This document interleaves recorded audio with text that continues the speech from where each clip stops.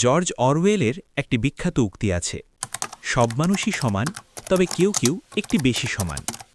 আমরা কি সত্যিই সবাইকে সমান চোখে দেখি, নাকি মানুষের মৃত্যু নিয়েও আমরা হিসাব করি কে কতটা গুরুত্বপূর্ণ? গত কয়েকদিনে বাংলাদেশে বেশ কিছু প্রাণ ঝরে গেল। রাজধানীর মগবাজারে ককটেল বিস্ফোরণে ছিন্ন ভিন্ন হয়ে গেল ২১ বছর বয়সী তরুণ শ্রমিক সিয়াম মজুমদারের দেহ। তার রিকশাচালক বাবার আর্তনাদে ঢাকার বাতাস ভারী হয়ে উঠেছিল। শোনা যায় কাজের খোঁজে বাবাই ছেলেকে নিয়ে এসেছিলেন শহরে। কিন্তু আশ্চর্য, সমাজ যেন নীরব। কে ঘটালো এই হত্যাকাণ্ড? কেন ঘটল? এই প্রশ্নগুলোই যেন হারিয়ে গেল এক কনস্পিরেসি অফ সাইলেন্সে। অন্যদিকে আজ সারা দেশ হাদি হত্যা নিয়ে উত্তাল। অবশ্যই হাদির হত্যার বিচার হতে হবে, তার পরিবার ন্যায় বিচার পাক, এটাই আমাদের চাওয়া। চার্জশিট হয়েছে, প্রতিবাদ হচ্ছে, এটা ইতিবাচক।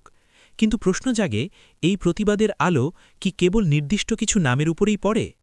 সিয়াম তো কোনো বড় নেতা ছিল না, সে ছিল একজন সাধারণ শ্রমিক। তার কি জীবনের মূল্য কম?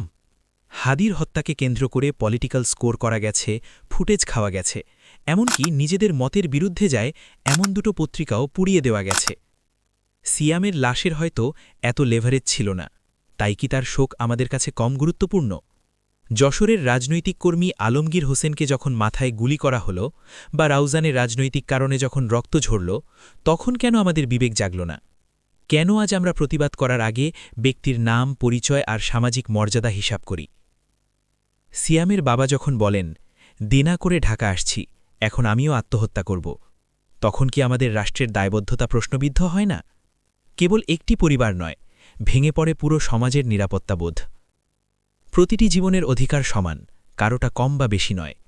বিচারের দাবি কেবল বিখ্যাতদের জন্য নয়, সাধারণ শ্রমিক, প্রান্তিক মানুষের জন্যেও। আসুন, বেছে বেছে প্রতিবাদ করা বন্ধ করি। প্রতিটি হত্যাকাণ্ডের নিরপেক্ষ বিচার ও নিরাপত্তা নিশ্চিত করাই হোক আমাদের একটাই দাবি।